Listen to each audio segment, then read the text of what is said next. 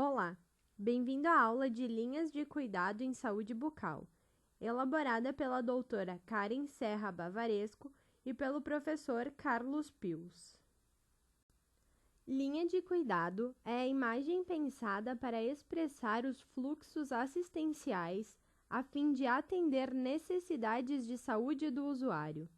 É a representação do percurso que o usuário faz por dentro de uma rede de saúde, incluindo segmentos não necessariamente inseridos no sistema de saúde, mas que participam de alguma forma da rede, tal como entidades comunitárias e de assistência social. A linha de cuidado não deve ser confundida com os processos de referência e contra-referência, apesar de incluí-los. Ela difere na medida que não funciona apenas com base em protocolos institucionalmente estabelecidos, mas também pelo reconhecimento de que os gestores dos serviços podem pactuar fluxos, reorganizando o processo de trabalho, a fim de facilitar o acesso do usuário às unidades e serviços dos quais necessita. É uma ferramenta que ajuda a organizar a rede. Logo, ela por si só não é suficiente e não garante que a rede irá funcionar. A integralidade como estruturante do cuidado. A Política Nacional de Atenção Básica define que a atenção básica caracteriza-se por um conjunto de ações de saúde, no âmbito individual e coletivo, que abrangem a promoção e proteção da saúde, prevenção de agravos, diagnóstico, tratamento, reabilitação e manutenção da saúde. A APS é desenvolvida por meio do exercício de práticas gerenciais e sanitárias democráticas e participativas, sob forma de trabalho em equipe, dirigidas à população de territórios bem delimitados, pelas quais assume a responsabilidade sanitária, considerando a dinamicidade existente no território em que vivem essas populações. Utiliza tecnologias de elevada complexidade e baixa densidade, que devem resolver os problemas de saúde de maior frequência e relevância em seu território. É o contato preferencial dos usuários com os sistemas de saúde.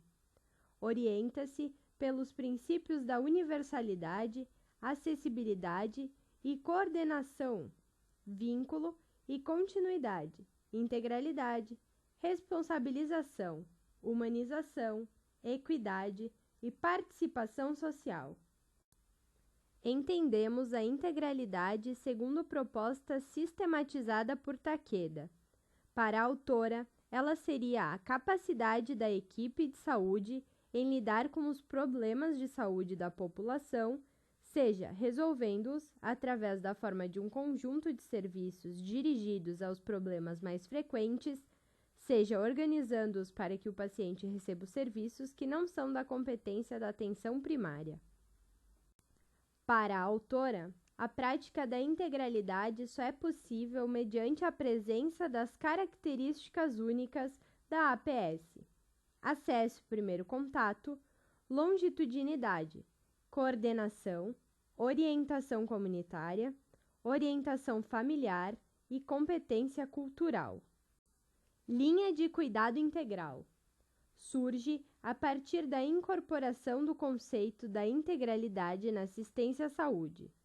Isso implica em unificar ações de promoção da saúde, de prevenção a agravos, curativas e de reabilitação, proporcionar o acesso a todos os recursos tecnológicos de que o usuário necessita, desde visitas domiciliares realizadas pela Estratégia Saúde da Família e outros serviços como o Centro de Especialidades Odontológicas, até os de alta complexidade.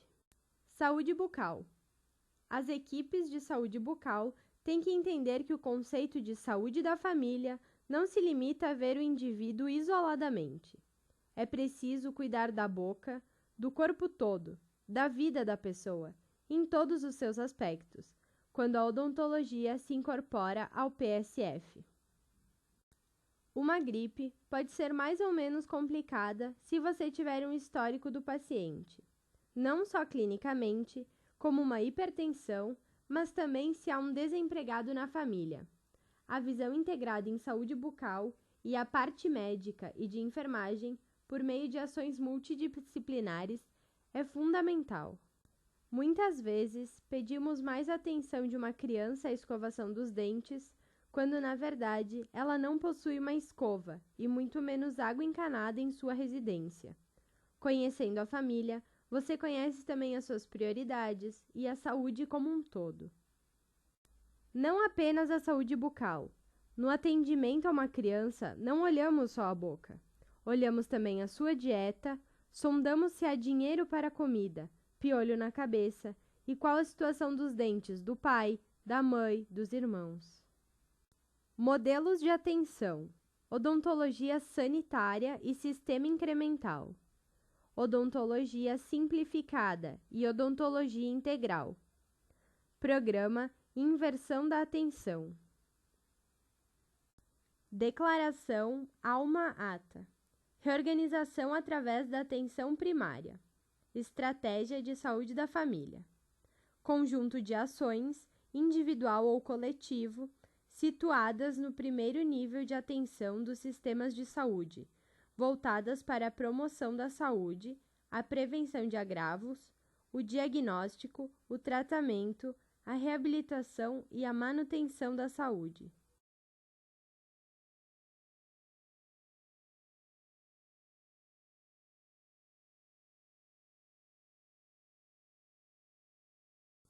Panorama da saúde bucal no Brasil.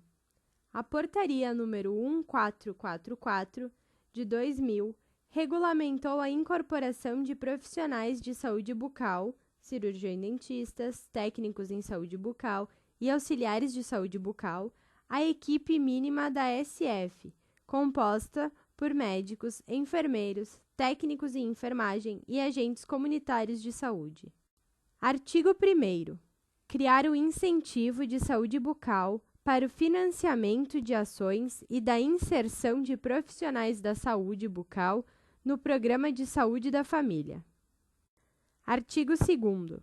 Definir que o trabalho das equipes de saúde bucal no Programa de Saúde da Família estará voltado para a reorganização do modelo de atenção e para a ampliação do acesso às ações, garantindo-se a atenção integral aos indivíduos e às famílias, mediante o estabelecimento de vínculo territorial.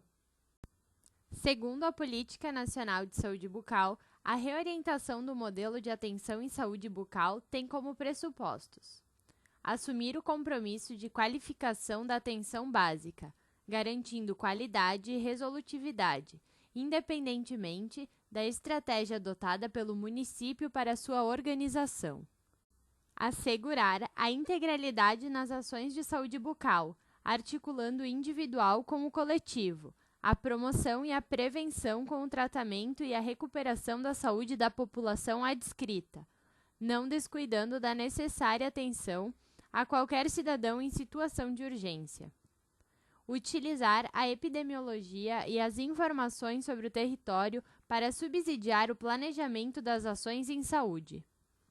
Acompanhar o impacto das ações de saúde bucal por meio de indicadores adequados, implicando na existência de registros fáceis, confiáveis e contínuos. Incorporar práticas contínuas de avaliação e acompanhamento dos danos, riscos e determinantes do processo saúde-doença, centrando sua atuação na vigilância à saúde.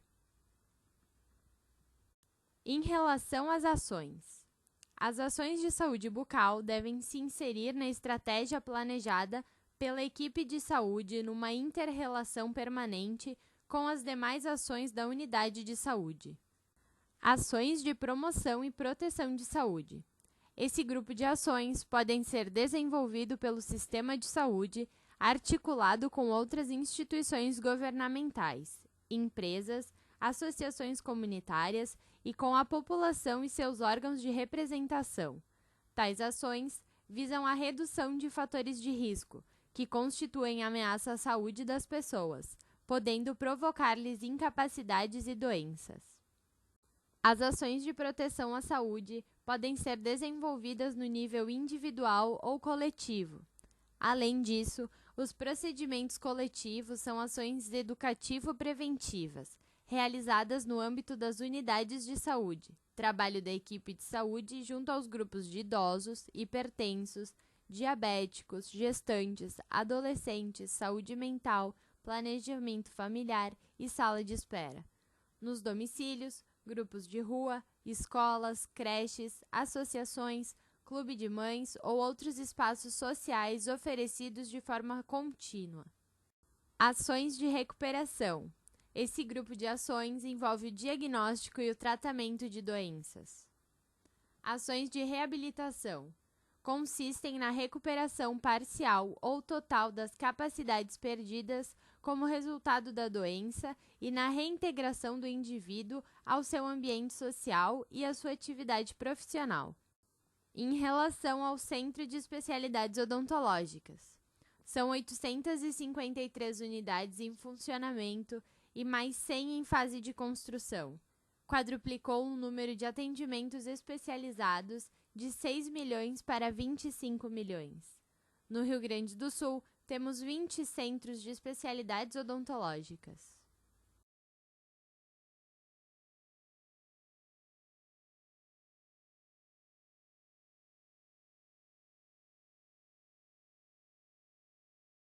Linhas de cuidado em saúde bucal. As linhas de cuidado são estratégias de estabelecimento do percurso da atenção, com o objetivo de organizar o fluxo das pessoas de acordo com suas necessidades. O modelo de atenção deve organizar e articular os recursos nos diferentes níveis: criança, gestante, adolescente, adulto, idoso, entre outros. Saúde bucal da gestante. Todo serviço de saúde deve estabelecer como rotina a busca ativa das gestantes de sua área de abrangência. A equipe de saúde bucal deve trabalhar de forma integrada com os demais profissionais de saúde, a fim de qualificar o pré-natal das gestantes do território de abrangência. Uma pequena porção de gestantes vai ao cirurgião dentista durante a gravidez, e isso porque a maioria tem dúvidas sobre a rotina de visitas nesse período. Ao início de um programa de atendimento a gestantes, 2 aspectos negativos muito marcantes foram observados: a indiferença das mulheres grávidas, a não ser na presença de dor, e o desconhecimento dos direitos aos aspectos preventivos e de reparação dos problemas bucais existentes. Foi constatado que a dor na cavidade bucal é uma das mais citadas por gestantes e sugere que a dificuldade em obter tratamento se deve a 2 razões: crenças populares e falta de informação proferida pelos profissionais. Assim, ações que envolvam toda a equipe de saúde e com a participação ativa dos agentes comunitários de saúde é uma forma eficiente de captar gestantes para o tratamento odontológico. Todo o tratamento odontológico essencial pode ser feito durante a gravidez, incluindo as exodontias não complicadas, tratamento periodontal, restaurações dentárias, tratamento endodôntico e colocação de próteses. Intercorrências frequentes. Sangramento gengival. Essa situação é conhecida como gengivite gravídica, pois as gengivas também passam por alterações durante o período gestacional, onde pode acontecer uma resposta exagerada dos tecidos moles gengivais aos fatores locais, como a placa bacteriana, devido ao aumento da vascularização nas gengivas.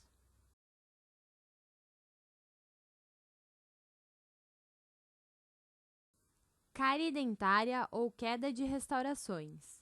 A doença cárie também pode exibir uma incidência aumentada no período gestacional. O acréscimo expressivo do consumo de sacarose acarreta um aumento de risco de desenvolvimento de cáries. Uso de fluoretos. Os suplementos fluoretados não são necessários para pacientes que residem em áreas com fluoretação das águas de abastecimento. A utilização de suplementos de flúor pré-natal está contraindicada em função da ausência de evidência científica que demonstrem benefícios para os dentes de bebê em desenvolvimento. Prevenção. Orientações sobre a importância da saúde bucal na gestação, orientações de higiene bucal e hábitos saudáveis. Incentivo ao acompanhamento da saúde bucal da gestante. Estratégia. Grupos, sala de espera, consulta de todos os profissionais, entre outros. Saúde bucal da criança. A incorporação de hábitos de higiene bucal, controle da ingestão de açúcares e alimentação saudável feita pela família resultará em saúde bucal para a criança e, consequentemente, melhor qualidade de vida para todos. A equipe de saúde deve estar atenta para avaliar quais são os hábitos familiares e estimular, desde o pré-natal, o envolvimento da mãe e familiares no cuidado da saúde bucal do bebê. Uma das principais doenças bucais, a cárie dentária, quando ocorre em crianças menores de 3 anos, torna-se um importante alerta de risco, pois há maior probabilidade de ela desenvolver cárie na dentição decídua e permanente. As consequências da cárie precoce são observadas na saúde como um todo. As crianças, por exemplo, podem apresentar baixo peso devido à associação da dor ao ato de comer. Medidas simples como o controle da ingestão de açúcar e higiene bucal podem prevenir a cárie. As informações para as mães acerca da importância dos aspectos nutricionais, dietéticos, higiênicos e outros relativos aos cuidados básicos de saúde bucal tende a resultar em uma redução da cárie dentária. Recomenda-se que a primeira consulta odontológica do bebê seja entre o nascimento do primeiro dentinho, geralmente aos 6 meses, e 12 meses. Crianças que são levadas ao odontólogo até o primeiro ano de vida apresentam menores chances de receberem tratamento odontológico emergencial e de fazerem visitas de urgência ao longo da infância. Além de encaminhar para a consulta odontológica, toda a equipe de saúde deve estar apta a dar informações adequadas aos pais ou cuidadores sobre a saúde bucal da criança. Estímulo ao aleitamento materno. Quando a amamentação natural não for possível, os pais devem ser orientados a não colocar açúcar na mamadeira dos bebês. Além de evitar o uso do açúcar, os pais devem evitar que a criança durma com a mamadeira na boca. Esse hábito pode levar ao desenvolvimento da cárie precoce da infância, também conhecido como cárie da mamadeira noturna, que se caracteriza por lesões nos incisivos superiores. Importante! A ECC também pode estar relacionada ao uso prolongado de medicamentos. Os pais devem ser orientados quanto à necessidade de higiene bucal após o uso do medicamento. O consumo frequente de açúcar apresenta correlação positiva com a prevalência de cárie em crianças de 0 a 36 meses. Os pais devem ser orientados a não colocar açúcar em frutas e sucos, possibilitando que a criança aprecie o sabor natural dos alimentos. A idade com que a criança começa a consumir açúcar é importante, pois a presença deste na alimentação, além de facilitar a implantação de uma microbiota cariogênica, influencia no padrão alimentar futuro, criando a necessidade de consumo cada vez mais frequente deste produto. Uso prolongado de bico ou chupeta. Uso de fluoretos. Recomenda-se que o creme dental fluoretado somente seja usado com a supervisão dos pais ou cuidadores, na última escovação do dia, em quantidade mínima, após do primeiro dente descido, incentivando a criança a cuspir após a escovação. Crianças de 3 a 6 anos. Alimentação. Reforçar a importância do controle da ingestão de açúcar, evitando principalmente o uso frequente entre as refeições. o que está fortemente relacionado com a ocorrência de lesões de cárie. Higiene bucal. A responsabilidade pela higiene bucal contínua sendo dos pais, porém, a criança deve ser estimulada já a escovar seus dentes, com supervisão, possibilitando assim o desenvolvimento das capacidades motoras. A escovação noturna deve ser realizada pelos pais. Em torno dos 6 anos, há um importante fato que deve ser do conhecimento dos pais: a erupção do primeiro molar permanente, que nasce atrás do último descido. Em torno dos 6 ou 7 anos, iniciam as trocas dentárias. Os primeiros dentes a trocarem são os incisivos inferiores, seguido dos superiores. Crianças de 6 a 9 anos. Enfoque familiar. O exame da cavidade bucal das crianças deve ser atividade de rotina para toda a equipe. Assim, outros profissionais da equipe devem estar atentos à presença de lesões dentárias ou em tecidos moles, podendo realizar o encaminhamento para a equipe de saúde bucal. Orientação quanto à importância da higiene bucal e do controle de ingestão de açúcares deve fazer parte das consultas da criança com todos os profissionais da equipe de saúde. Alimentação. Higiene bucal.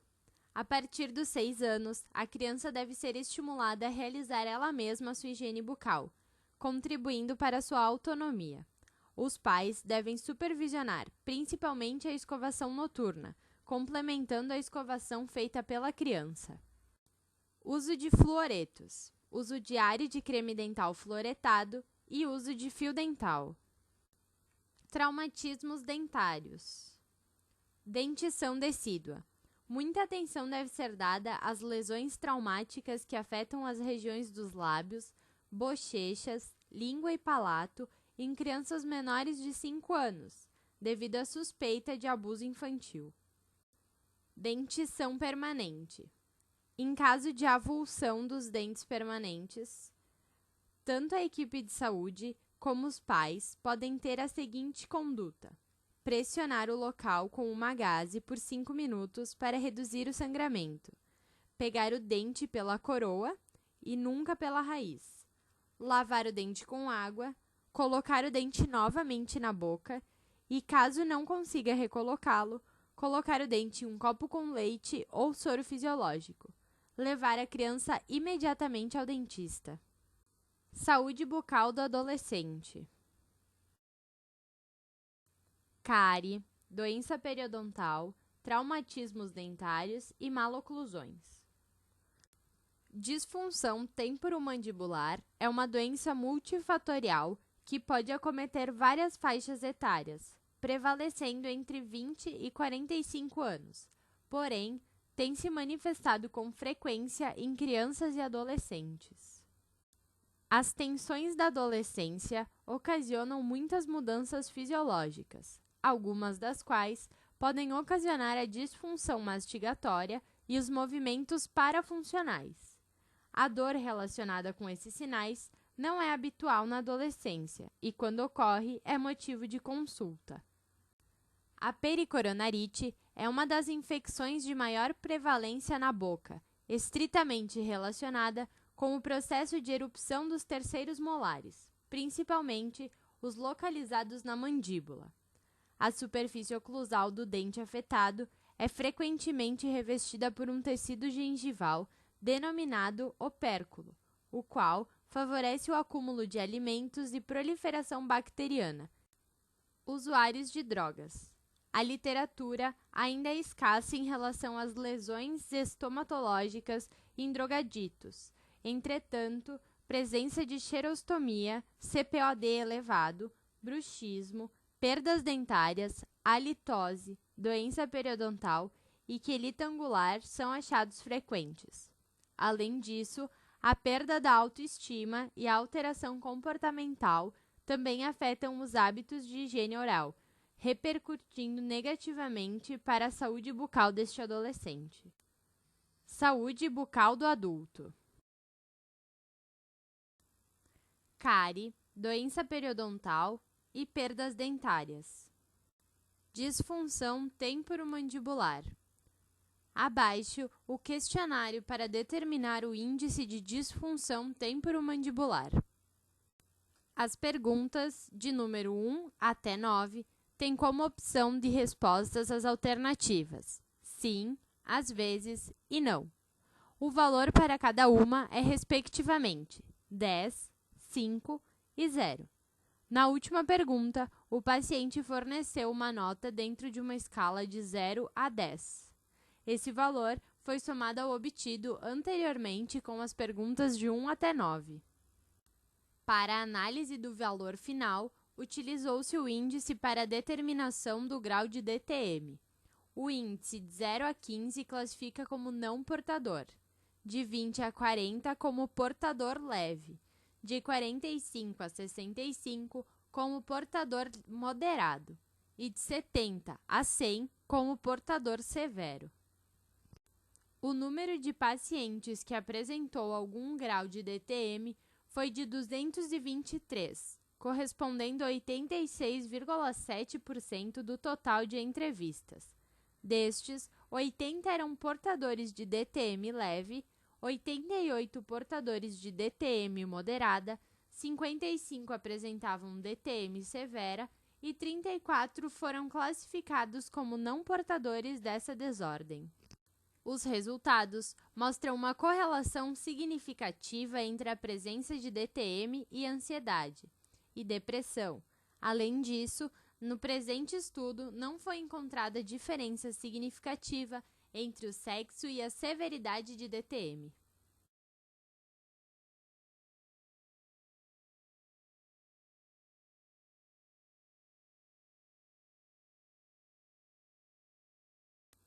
Manifestações bucais da AIDS. As lesões orais que estão comumente associadas com infecções pelo HIV são a candidíase, leucoplasia pilosa, gengivite úlcero-necrosante aguda e sarcoma de Kaposi. Ulcerações atípicas, doenças de glândulas salivares, infecções virais por citomegalovírus e vírus herpes, papilomavírus e varicela zoster são menos comuns de ocorrerem. Saúde bucal do idoso. Cárie dentária e doença periodontal. Câncer bucal. A razão entre homens e mulheres diagnosticados com câncer oral atinge a proporção 2:1. Entretanto, pode atingir razão de 1:1 em idades mais avançadas. Aproximadamente 96% das lesões neoplásicas orais são diagnosticadas em indivíduos com mais de 40 anos, sendo que metade dos pacientes com câncer oral possui, em média, 5 anos de sobrevida após o início do tratamento. Fatores de risco: tabaco, álcool, fatores irritantes locais e alimentação. Lesões de interesse. Leucoplasias. A leucoplasia é mais frequente em homens de meia idade e idosos, apresentando aumento em sua incidência com o avançar da idade. Eritroplasias. A eritroplasia oral é mais frequente em homens idosos e pode aparecer como uma mácula vermelha ou em forma de placa com textura vermelha aveludada. Dentre os locais mais atingidos pela eritroplasia, destacam-se o assoalho bucal, a borda lateral da língua, a região retromolar e o palato mole. Carcinoma espinocelular. Nos estágios iniciais, o carcinoma espinocelular pode se apresentar clinicamente como uma placa branca, placa vermelha ou uma mistura de lesões brancas e vermelhas. Com o tempo, a ulceração superficial da mucosa pode ocorrer evoluindo para a formação de uma massa exofítica. Lesões de crescimento endofítico, caracterizadas pela depressão na superfície da mucosa, geralmente ulcerada e apresentando bordos elevados, também são descritas. Estratégias de prevenção. A possibilidade de sua prevenção através de ações que estimulem mudanças de comportamento na população para a redução da exposição a fatores de risco desse tipo de câncer é de suma importância. Referências utilizadas na elaboração desta aula.